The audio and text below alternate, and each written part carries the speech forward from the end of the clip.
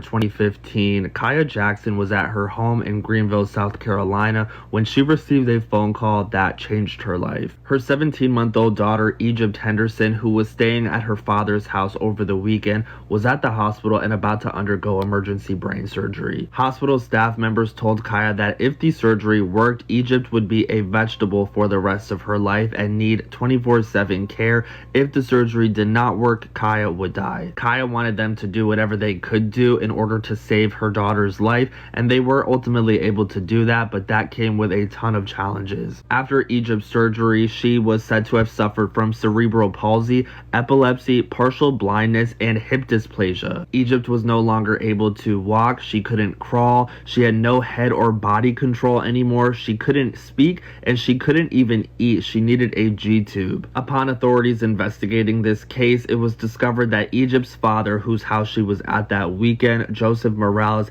had beat her into a coma after she would not stop crying. Joseph was arrested and ultimately pleaded guilty to inflicting injury on a child, which landed him 18 years behind bars back in 2016. In February of 2024, about 9 years after this incident, Egypt ended up passing away from pneumonia, a disease that she would have been able to recover from had she not had all of these medical complications that her father's actions gave her. After Egypt passed away, Kaya tried to get more charges brought about against Joseph right here. However, there is a South Carolina law that prohibits a person from being able to be prosecuted for a homicide if the victim passes away over 3 years after their injury occurred. So right now, Kaya is actually working on a bill to pass legislation that would change the law and take away the statute of limitations that would make a person held accountable regardless of how much time has passed. Kaya is extremely frustrated, and rightfully so. The fact that her daughter's life was stolen from her, and the man who took her daughter's life is now eligible for release in a few years, 2030,